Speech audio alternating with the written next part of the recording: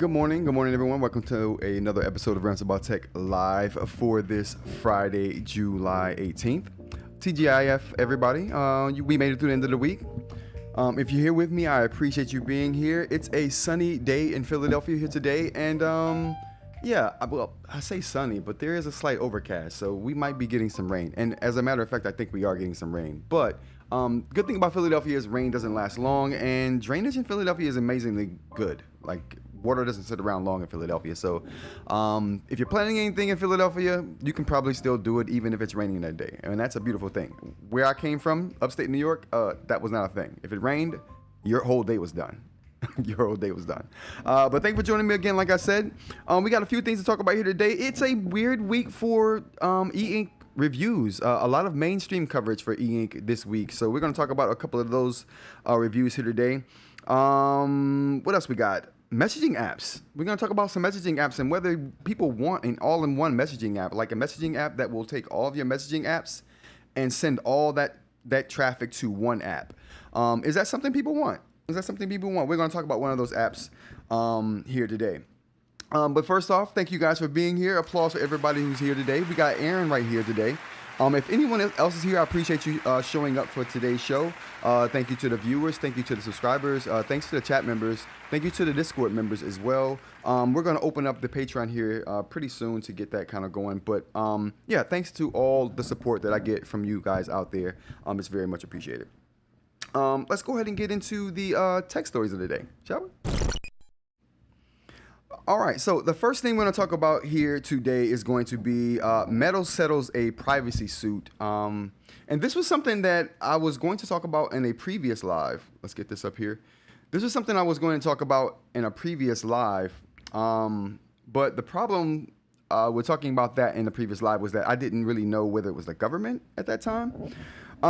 Actually, it was about some information I got from a movie they're making as well. So I think that might have been the reason why I was going to bring this up before, was that they were making a movie, and I'm thinking, how are they going to make another social network like featuring Facebook and Meta if there's no other conflict going on? But there clearly is. There was a Wall Street situation going on with Meta. Also, we have, like I said, this particular the investors lawsuit right here. This is really the culmination of a few years of work, and ultimately what happened here is they settled like right before they were going to go and testify in this particular case. So this leads me to believe that whatever was going on in this particular situation, they did not want to go on record talking about it for fear that it may come back and bite them in the butt. Probably a good idea to go ahead and settle, and that's exactly what they did here. Next thing we got up is going to be talking about a AI agent from OpenAI. So let's go ahead and take a look at this video real quick here. It's like an intro to what we're going to be talking about with this new AI agent, and I thought it might be cool to look at the video and then kind of talk about what the video actually means. So let's go ahead and take a look at that.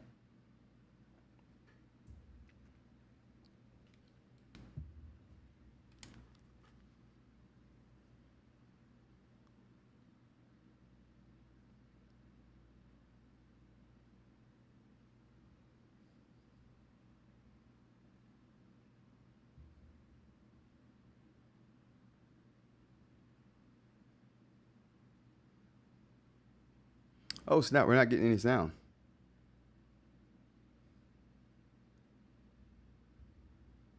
Oh, we didn't get any sound from this. That's weird. Oh, that's totally weird. Okay, so we're just going to talk about this. So essentially what this basically is OpenAI's version of just the agentic AI we've been hearing and seeing a lot about. Let's get to the top of the page here. It's just a lot of the agentic AI we've been hearing a lot about. So the agentic AI to this point has been mainly AI that works in the browser. So you can have it do stuff like search for particular items on the web for you and come back with a search query of all of those items that you wanted it to search for, giving you the websites that they found them. It even gives you the chain of thought that it has in that process. But it's basically automated browsing is basically what it's been up until this point. So OpenAI has created an agent that uses your computer as a whole. It can search data on your computer through programs like Drive, from Google, Keep. It can search programs through Microsoft. So a lot of the ways we store our information on the computers, this particular agent will be able to go and do work on your behalf using the data collected in those particular apps. I think that's super interesting. I wanted to show a quick demo of that, but that's not. I don't know what's the deal with the sound on that. But through any event, it's a very interesting. Through any event, it's a very interesting development in the world of AI, where not only can it browse and get information from you that way from the website or from the internet, but it can take your own data and search your own data, kind of like what we were talking about yesterday in yesterday's live with Google Workspace. So Google Workspace, if you have a subscription to that, they've allowed those subscribers to have access to Gemini 2.5 Pro inside your workspace. And what that will do is it will search all of your Google apps for information. So you can query your Keep, you can query your Google Drive, you can query your documents, you can query any of the other Google apps that you might have information in. Aaron says, I don't know how I feel about AI searching through my files. Well, that's one of those things that you have to like give up, right? Privacy in this new age of information is like that's something that people are going to have to give up if you want to participate in this kind of thing, because it needs your information to do well. I've never minded this kind of thing, but I do see the argument, and I have a lot of friends who have an issue with giving up data for whatever reason. They'd rather pay for a service than give up their data to use it. I'm of the opposite opinion, but I definitely see that. I definitely see that side of it. But yeah, so last couple of things that we have here about this. Availability. Let's go and check out the availability of this particular app here. I think they have an availability section down here, if I remember correctly. Yep, here we go. ChatGPT agent starts rolling out today, which was yesterday. This came out to Pro, Plus, and Team users. Pro will get access by the end of the day, while Plus and Team users will get access over the next few days. Enterprise and education users will get access to in the coming weeks. Pro users have 400 messages per month, while other paid users get 40 messages monthly, with additional usage available via flexible credit-based options. So there's a couple options of getting this, but you're gonna have to pay to get access to it, kind of like what they did with Operator when it first launched. I think it might have been open to the same exact tier of OpenAI subscribers. So, but through any event, this is something that I think is going to definitely over time trickle down to the free users of OpenAI services. And this won't be the only one we see. So there'll definitely be others. Microsoft Copilot works in sort of the same way, but doesn't have all the tools that this has. So I'm assuming since Microsoft and OpenAI have a deal that these features and Copilot runs on ChatGPT, right? So I think their deal would allow these capabilities to come to Copilot as well. So if you're a Microsoft Windows user, you could see these features come to Copilot. All right, next up we have Beeper. So this is a story I thought was interesting because Beeper is a messaging app that was around for a little while back. If I'm not mistaken, let me look this up really quickly. But Beeper was an app that will allow you to connect many other messaging apps to it. So it was kind of like a messaging aggregator where all of your messages throughout all of your messaging apps would just come to that particular app. There's some pros and cons with that we can talk about that I think are pretty interesting. But just talking about a bit of Beeper's history. So Beeper came out a while back, a few years ago. And when it first launched, like I said, if I'm not mistaken, I think who was the founder? I think that was a kid. Yep. Oh no! So this is the founder, Eric Magikowski. I didn't think Eric was the guy who did this. I thought there was a kid. Well, there was a kid who made an app that worked with iMessage that allowed you to get iMessages on any particular device, even if you didn't have an Apple device per se. So I thought that was interesting. But this does basically that. It takes all of your messages and brings them into this particular app, which is called Beeper. The downsides of that, you don't get some of the gamification that goes on along with the other apps in this, along with other apps that you might have on your phone. So say like Reddit. So if you're having all of your messages from Reddit come to this particular app, instead of going to Reddit, you're just opening this app. Now you don't get those gamification options in Reddit, like your consecutive days using the app, consecutive days replying, consecutive days posting, because you can do all of that from the Beeper app. So it like takes some of that incentive out for you. Advertising is another one. So some particular app makers may not like the fact that you won't get apps that they would normally show you in their app if you have your messages routed through Beeper, right? So a lot of things can go wrong with this particular app. A lot of companies can get upset about how Beeper's choosing to run the app, depending on what they have going on monetarily, right? So I know that there is a company, what company is this? I think it's Signal. Signal has ads, right? So if you want to use this particular app and have your Signal traffic routed to it, Signal will also route the advertisement to Beeper. So in a situation like that, this could work really well between companies. But if you get a company that has a hard time pushing their monetization strategies onto the new app, so they can actually get benefit of you using their app, but through a different app. If that doesn't work well for every company, then there's going to be problems. It works well for Signal because they have a deal going, but it won't work well for every company. Going to the chat real quick, we got Mr. Mike says, Beeper, I've never heard of it. Sounds wicked complicated. Well, it used to be complicated when Beeper first came out because Apple had a problem with Beeper because initially you could use Beeper to get iMessages even if you didn't have an Apple device, right? So let's just say you didn't have an iPhone, but you wanted to chat with iPhone users and have a blue bubble. Well, you could use Beeper back in the day and do that. Beeper would essentially just route your traffic through a Mac Mini somewhere in Ukraine. I don't know, Yugoslavia or something. But they'd route the traffic through a Mac Mini somewhere, and the Mac Mini would log in into an account and allow the message to go through iMessage, the iMessage protocol. There was a lot going on in the back end, which also meant that you would have to give up a lot of your app permission to Beeper at that time because you weren't logging in on your machine. You were logging in to your accounts through a different machine that was off-site because you wanted the ability to use iMessage, right? So it got complicated really quickly because Apple shut it down, and then Beeper went through the process of working around Apple's roadblock, if you will.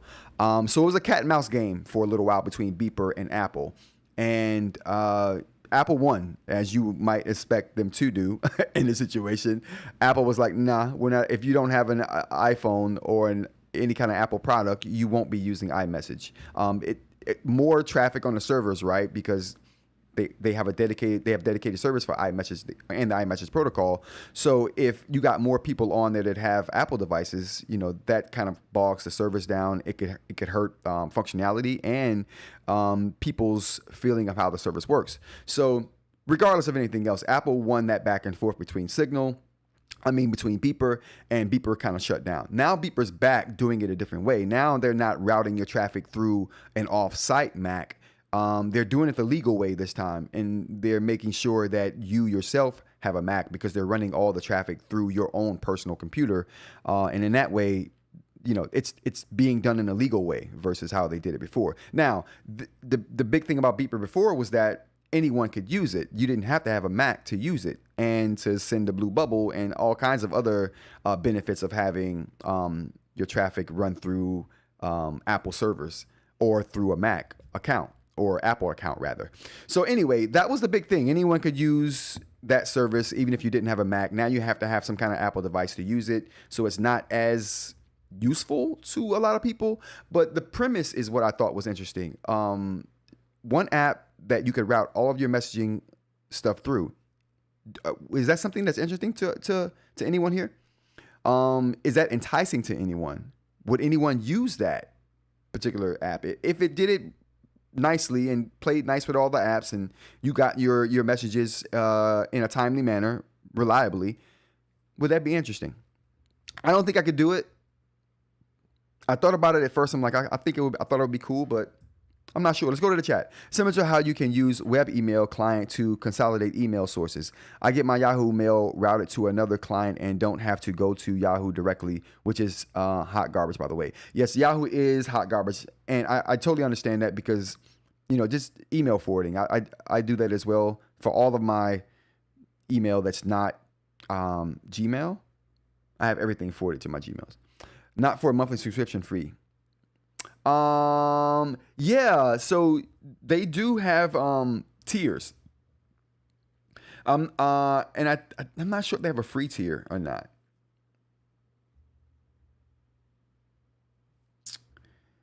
Bup, bup, bup, bup.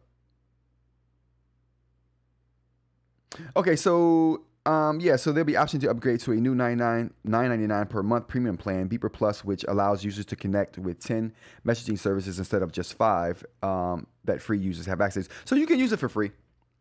So you can use Beeper for free. They just give you more functionality if you pay that $10 a month.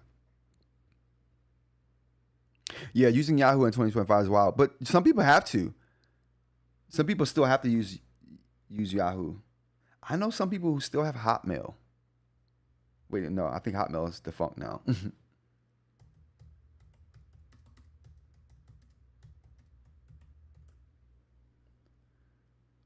Yeah, Hotmail is still a thing.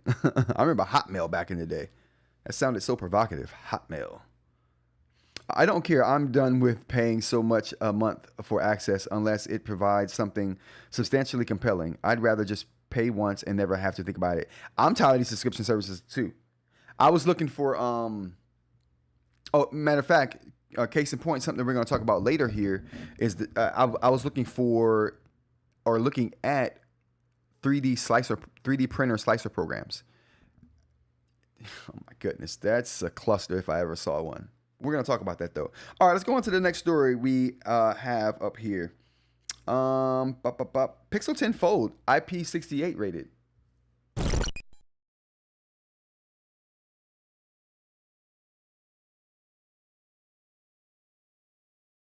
Which is cool because that would put it in a category by itself at this very moment. You can't. There aren't any foldable devices right now that are dust proof. The IP68 rating of the Google Pixel 10 Fold makes it dust proof. So I think that's a huge selling point.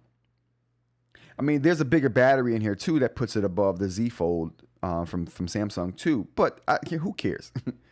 The story here for me is the dust proof portion of this.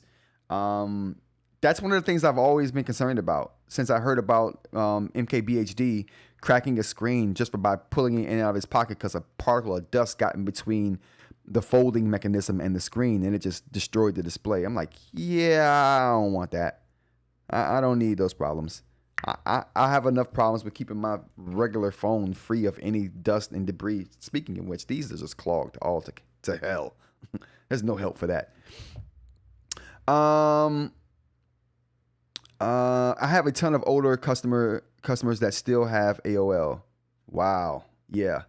Yeah, AOL is definitely still a thing. Remember getting those discs in the mail with free AOL time for the internet?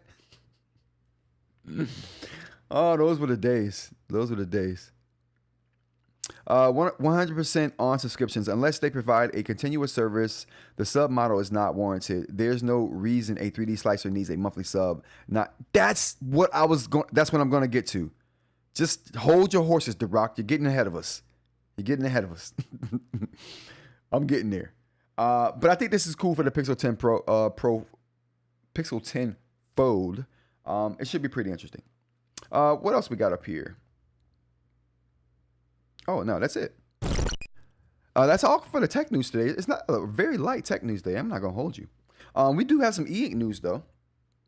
But before we go on to that, if there's anyone, again, we're gonna try to get this thing going. Well, I got a feeling that once it gets going, the call in, I think it's gonna be a good addition to the show.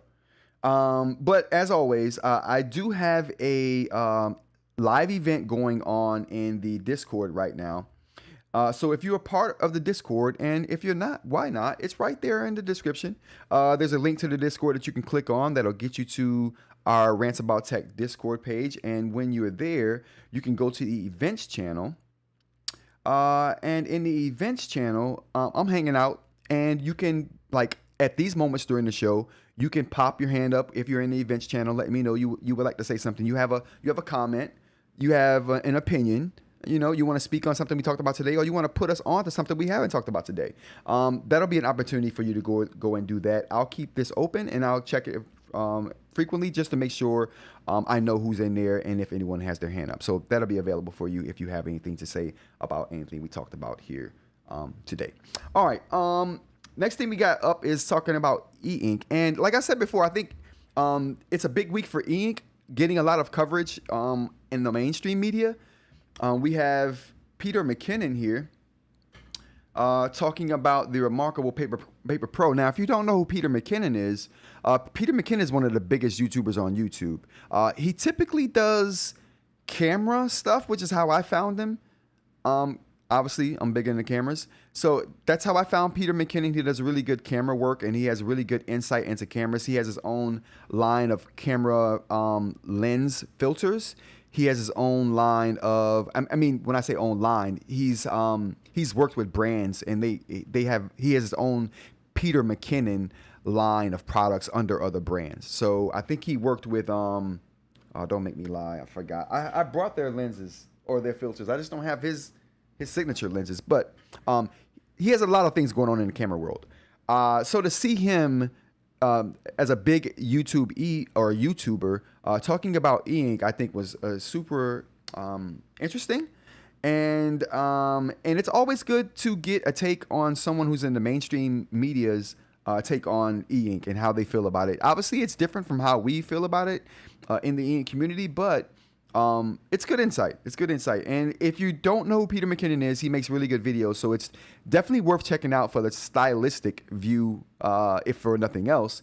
But if you want to get a take on eInk that's more on the mainstream, and definitely check that video out.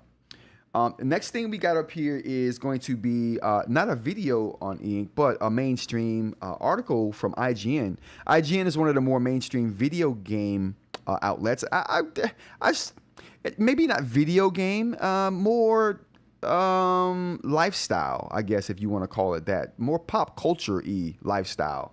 They bring stories up on video games, technology, science, movies, entertainment, all those things. So anyway, they're a big presence online and in digital media. So them talking about the Note Air 4C, very, very interesting. If you want another to read up on a mainstream take on eInk, definitely check that out. I thought it was very interesting. They give it an 8 out of 10. Just a quick heads up if you want to know the overall vibes of the article there. All right. What else we got on the eInk front? New Boox beta.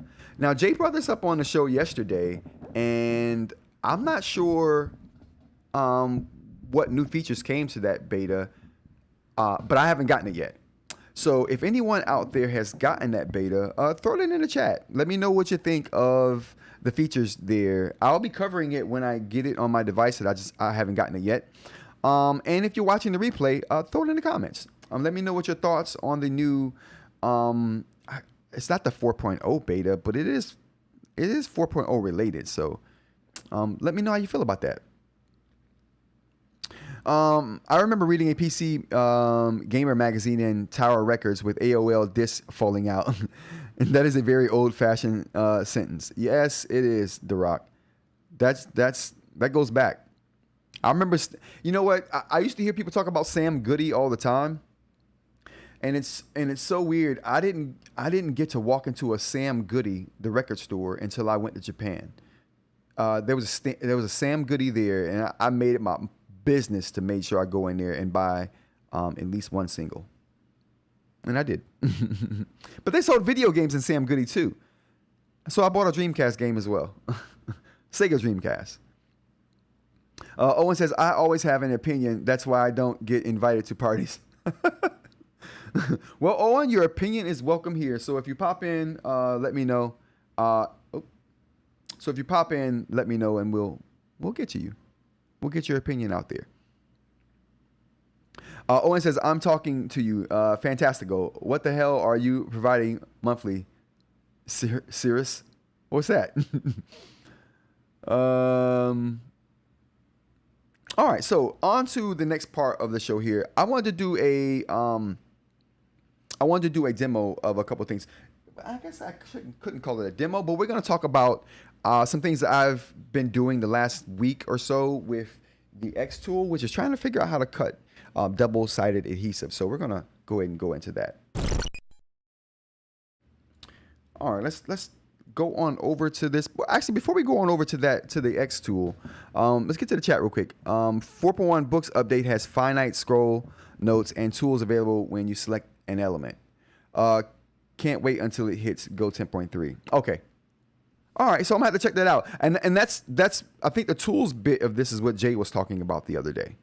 Very interesting. All right, let's go on over to the X tool, shall we?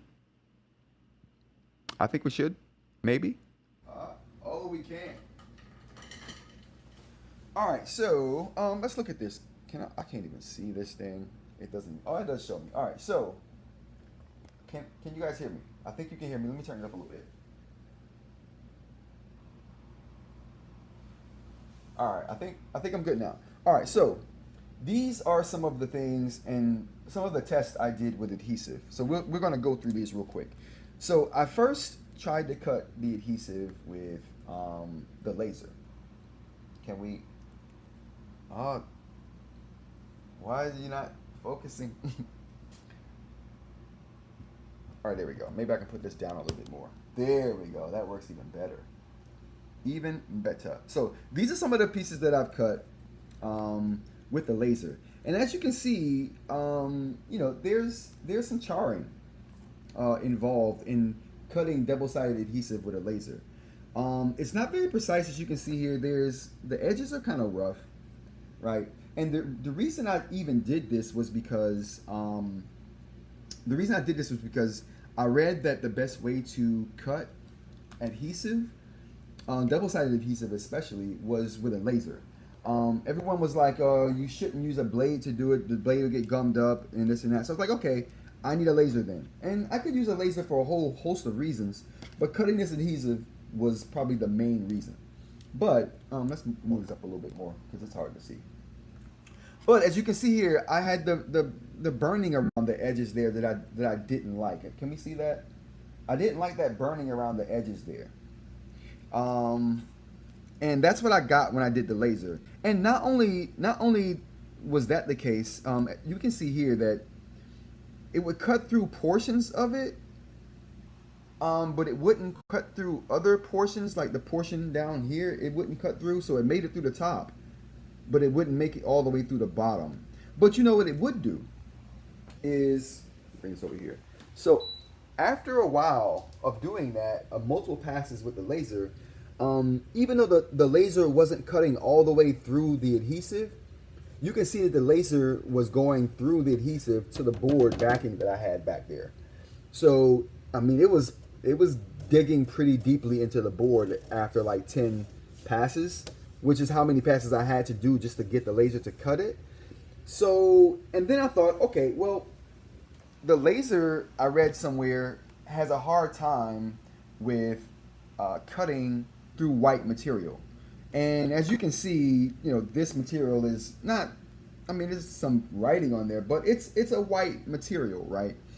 And so I thought, okay, well, maybe, and mind you, the laser was at 100% throughout all of this. I mean, a different number of passes, right? And at different speeds. But the laser was at 100% and still not cutting all the way through. Like, I cut all the way through with this pass right here, but this took 10 passes. And that's the maximum number of passes you can do with a laser on this X1, the X tool, M1 Mini, or M1 Ultra rather. So anyway, so that was the case. So it didn't cut all the way through the adhesive, but it would cut through the adhesive and get to the board. And I'm glad I put wood there. Whoa, I'm glad I put wood there because I was going to just keep this mat that's here, which this mat is just a piece of plastic with adhesive on both sides to kind of keep things stuck to it. But I had the wherewithal to just put the wood there, which I'm glad I did that because I would have cut through the mat and all kinds of other stuff and it would have been pretty. All right, so what I ended up doing was going from this thing, let me pull that out here. So this is the module that I used here. Let's put this up. So this is the module that I used, the laser module. I put in the actual printer there to cut that. What I ended up doing after that failed on me, I did what people said you shouldn't do which was I used, let me pull this out here. I ended up going with this particular thing right here, which is, nope, not this one. That wouldn't have done it. And this one right here. I ended up going with this tool right here. I wonder if I can get, there we go. I ended up going with this tool right here, which has a very small, I wonder if I can, there we go. It has a very small blade on there. I think we can see that right there. It has a very small blade protruding out of it, and it's used for finer cuts. So I was scared to use this because I'm thinking, if this thing gets gummed up in any way with like residue from the tape, like how am I going to how am I going to clean it, right? So I'm like, that's one of the reasons I didn't want to use it, which is another one of the reasons people online said you shouldn't use blades to cut double-sided adhesive. But I did it anyway. Turns out this particular thing right here, we can't even see this. Maybe if I can put this down here. There we go. It turns out that this particular blade right here, you can push the back end and it will come out of this end right here. Now, what that allows you to do is once you push it out, it's sharp, so you want to be careful, but you can pull that out. Now I have this blade portion here that I can just take out and clean with some isopropyl or something like that if it ever gets gummed up, or maybe I'll just clean it after every session of cutting adhesive. But the point is,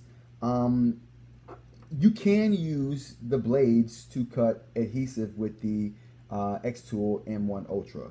You don't have to use the laser like people say you should. And plus, I think the laser may not be powerful enough to cut that adhesive, because like I said, if I was at 100% power and it was, not really going through like on this one right here, the blade might be the better option anyway. So let's go ahead and stick this back in there.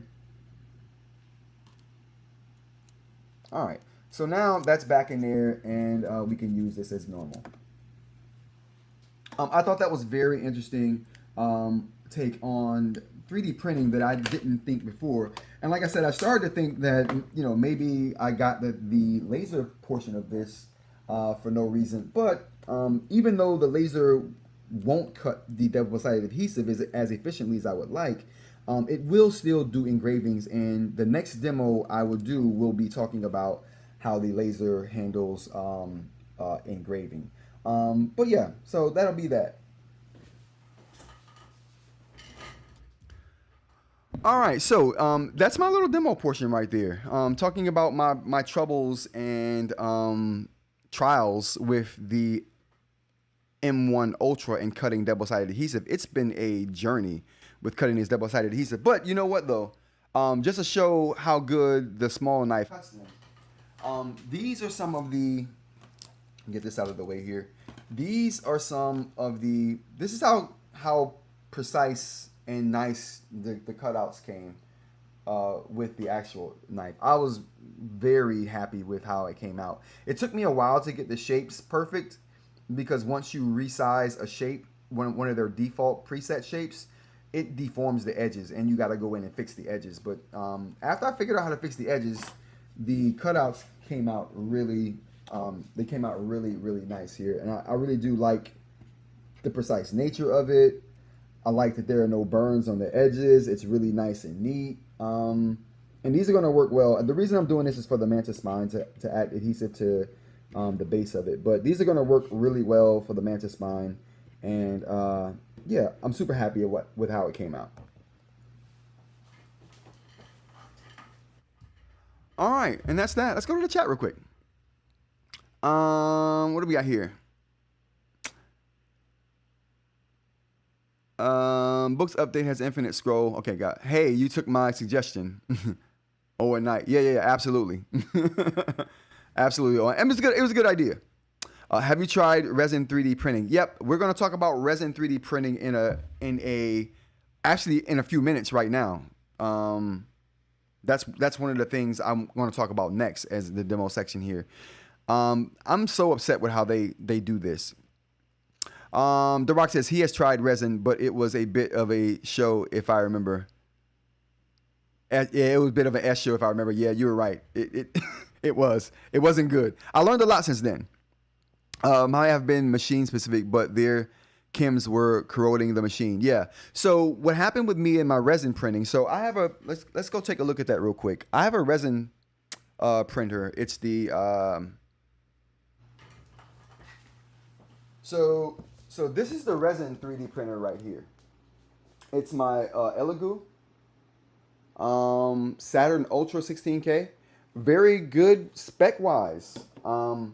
But as you can see here, I got some splash marks on here. I was highly pissed off for a long time about this printer and the company. I've since gotten over that. Time heals. But yeah, so I've tried 3D resin printing, and what I'm about to start using right now is the Soraya Tech Tenacious. This is a clear flexible resin that is supposed to be soft to the touch. Now, I know that there are probably softer ones, and I've done some research, and there are definitely softer ones. But just as a foundation, I'm going to start with this, and if I need softer, and I probably will, then I'll go softer. But just as a foundation to get my bearing on how to use this kind of resin, I'm going to start with that one. It's one of the most popular ones, so it's why I want to go with it. So yeah, 3D printing is definitely something I'm super big into and getting more into and learning so much more about, and which is why we're going to talk about that in our next little segment here. Duroc says yep. I'd Cricut contact sheets. It's blade on adhesive, but it's meant to cut it. Yeah, well, see, the Cricut, that's the reason I didn't buy the Cricut, honestly. I didn't go with the Cricut because I thought I needed a laser to cut double-sided adhesive. You don't know how upset I was when I tried those cuts and it didn't cut adhesive. I'm thinking the laser, this is gonna make quick work of this adhesive. What? That adhesive won't know what hit it. That adhesive was like, when it was all said and done, adhesive 1, laser 0. Like, it wasn't having it. It wasn't having it. I was so mad. Like I said, I did one cut at 50% because I'm like, I'm meant to put the laser at 50%, see what happens. It's probably going to be too powerful at 50%. 50%, it barely etched the outside layer. I'm like, what? I bumped it all the way up to 100, still nothing. I was like, okay, we got to slow it down. Okay, just slow it down. And then we'll do multiple passes. I did so many passes till I got to 10 and was trying to do 11 and 12 and was realizing it didn't go above 10. I'm like, is it broken? And I was like, and then I did some research and realized, no, you can't do more than 10 passes. I'm like, oh my God. Yeah, laser is definitely not the way. Blade, that's the way. By the way, there's a 3M adhesive sheet meant for laser cutting. The backing is brown, so it might cut better. No, I've seen those on Amazon. I was going to buy those. The problem with those is they're permanent. That's the problem with their double-sided sheets.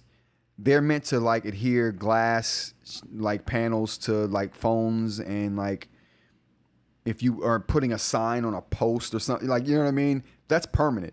I need something that's permanent on one side and semi-permanent on the other side, because I want it to be able to stay on the manta spine that I'm putting it on, but I also want it to be able to pull away from what you're sticking the manta spine to, and redo it and undo it and redo it. So I want it to be a semi-permanent solution to where you can reuse and reapply it, right?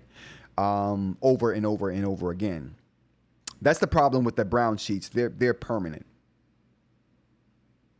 Duroc says, any adhesive is temporary if you believe in yourself. No doubt. No doubt. You can definitely break some stuff and take the adhesive off. If you're dedicated. Those cuts look good, yeah, but soak the blade in acetone after a run, and you'll be good. Yeah, that's exactly what I did to Rock. Well, I mean, I didn't soak it in acetone. I soaked the tip of the blade in isopropyl for a while. I got some 100% over there for the cleaning resin prints. So I used that, and then I wiped it off real good and let it dry. So yeah. So there's a way around it. I was just concerned that I wouldn't be able to clean the blade because of the housing that it was in. When I realized you can take the blade out of the housing, I'm like, oh, problem solved. Problem solved. And thanks, The Rock, for the cuts. Those cuts, that was many iterations of those cuts. I mean, I first of all, when I tried to do my first cut, the actual adhesive wasn't solidified in where it was sitting. So when the blade tried to cut it, it was moving the adhesive around. I'm like, damn, okay, now I got to figure that out. Then I realized that the ends I didn't like how the ends look. I wanted the ends to be rounded but flat, if that makes any sense, not like a total cone. So then I had to go and reshape the ends, and oh my God, that took 2 days just to perfectly reshape ends to have it cut and be like a pristine like oval. The Rock says any adhesive is, oh yeah, there we go. What about the nano bonding adhesive stuff? I think Gorilla makes strips fairly permanent unless you apply heat. That's a good point. I'm still scared of anything that might be permanent because I don't want, these things to get stuck to someone's device and then it causes some like surface damage or something like that. I want it to be easily you can easily take it off. No muss, no fuss. But it stays on the actual manta. I'm doing these for the tech feet as well that I'm making. So this adhesive will go on as well. You might have to do the cut first and then apply adhesive after. No. So what this is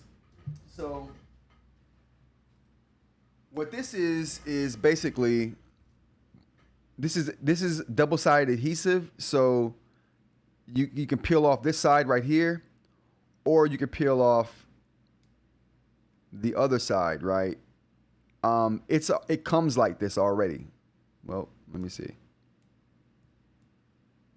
So it comes like this already. So you can peel off either side of the adhesive and apply it for transfer and use it for transfer. I can't peel this one side off.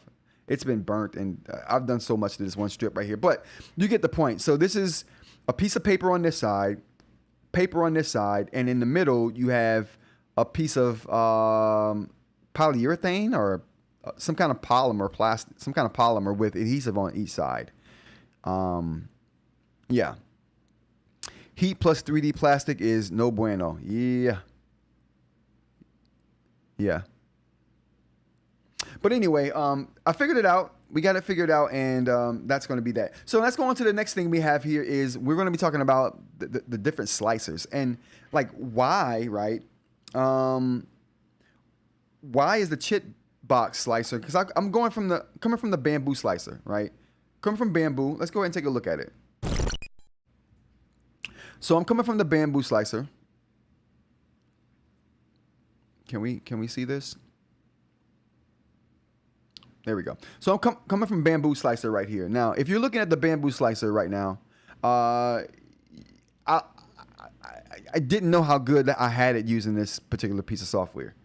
You get to pick the nozzle size here, which you can't pick the nozzle size on a resin printer, so that's whatever. You can pick the material right here, presets for material, which I love. It's really simple, easy. You can add or remove them from online sources, right? You can create your own. Very easily, straightforward situation here. Very easy to understand.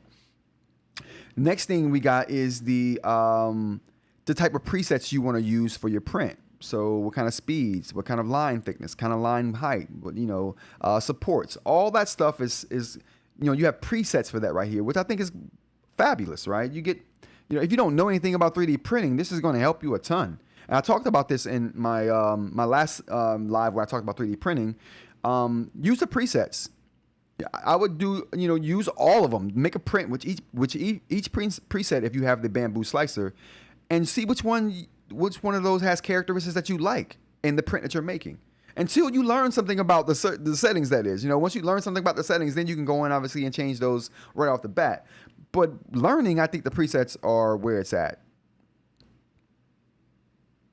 Mr. Mike says, so it is the adhesive. Yeah. Yep. The tape, the strip is the adhesive itself. Absolutely. All right. So for this particular thing, you got the presets right here you can pick. And then under here, you got all the settings. Now look at these settings. You got all of these settings for quality. All of these quality settings. You got all of these settings for strength. You got all of these settings for speed. And then you got support settings here. You got other advanced settings here. You know what I'm saying? You got tons of options when it comes to the Bamboo slicer. Now, I went to go, I'm trying to take my knowledge I just learned from making all of these prints. And I think we talked about this particular display here, where I was trying to figure out which one of these was the strongest, which one of these looked and felt the best. And so in doing that, I learned a whole bunch about 3D printing and filament. So I wanted to apply that knowledge that I had learned with filament printing to resin printing, right? And I thought that's got to be some similarities, some cross, right? I don't know, cross learning, whatever. You get the point. So I thought there would be some cross compatibility between the two programs, right?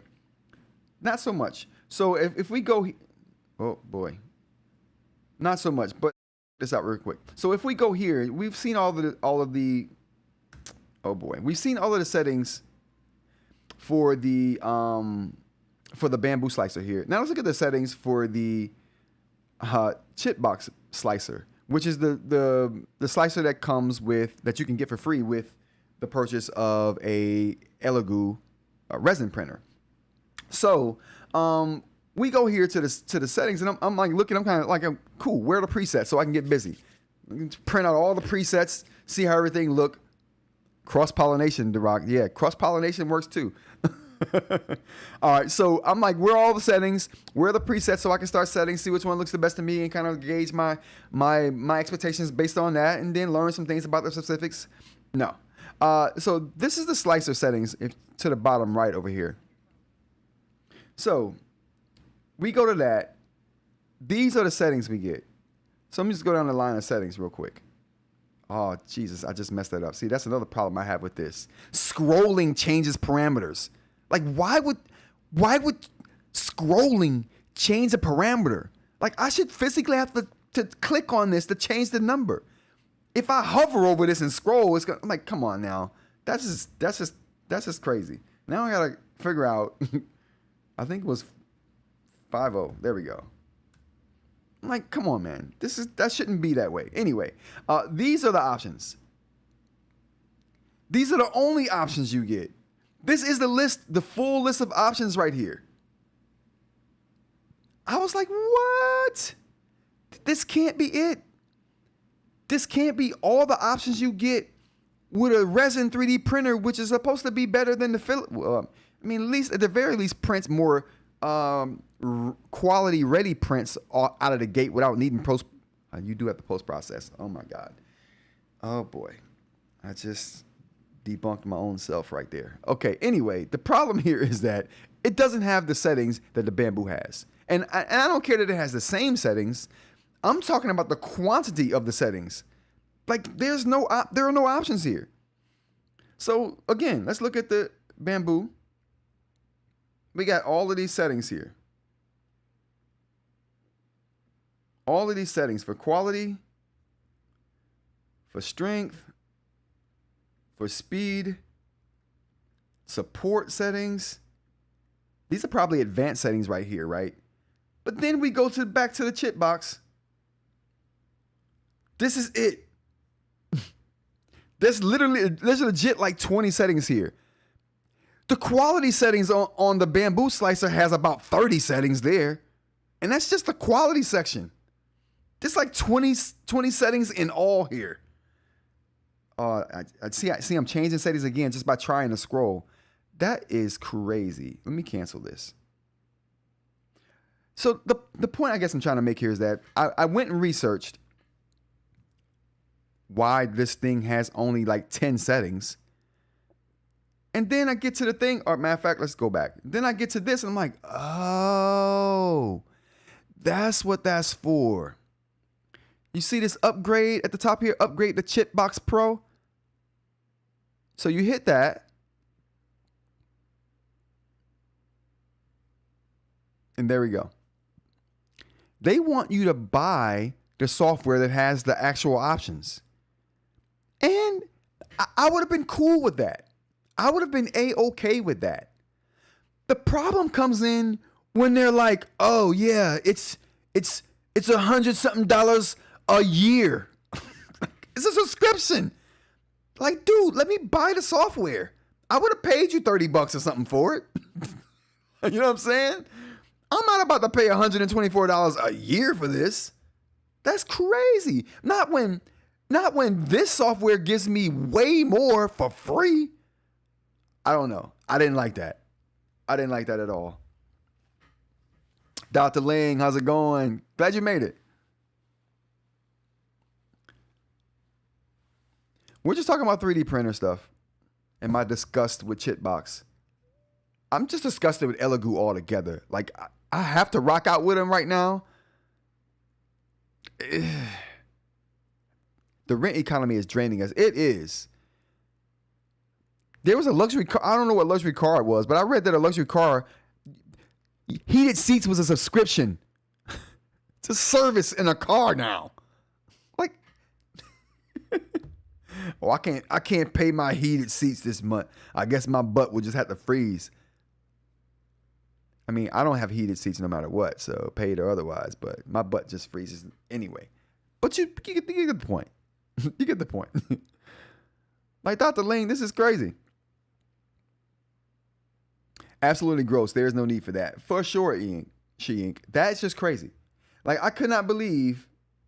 Let's just see how much it costs. Let's check and see how much it costs. Oh, it's worse than I thought. So it's really 169 that they're saying it's 126 for the year right now. I'm like, come on, man. $10 a month. No way. No way I'm paying $10 a month to use my machine that I just spent. I think they gave like $700, 800 or something like that. Just shy of $1,000. Come on now. I spent $200 on the A1 Mini and got free software. Like, what are we talking about here? Like, that costs 4 times as much as the A1 Mini, and I still have to buy the software. I was so upset. The Rock says 100% on rent seeking where it doesn't make sense. I have the same problem with Fusion 360. Only sub model and it's pricey. Oh, is Fusion 360 good though? I have no need for the collab FX. I'd pay for the software one time but can't. Yeah, I'd gladly do a one-time fee for this Chitbox Pro. Gladly. If they were like, oh, it's $15 or $30, gladly. Anything over that, no, I'm sorry. Can't do it. I can't do it. All right, everybody, that's going to be the show. But before we go, I'm going to say one last thing on the second brain thing, and then I'm going to end it. This is my final thoughts on second brain. Oh, snap. Hold on. Did I? Oh, did I? Oh, I didn't. Okay, good. Final thoughts on the second brain before we go. Personal tangent. MathWorks has the government with licensing Math Lab. MathWorks. Where did I use MathWorks and Math Lab? I can't remember exactly. I don't remember I don't remember where that's from. But through any event, I'm gonna check that out. I'm gonna check that story out. Dr. Ling, I appreciate you passing that along. So my final thoughts on second brain. Second brain to me is clearly one of those things that people are divided about, and it means something different to almost everybody, right? And I guess in situations like this, it's just important to be respectful of everyone's opinion and thoughts on the topic.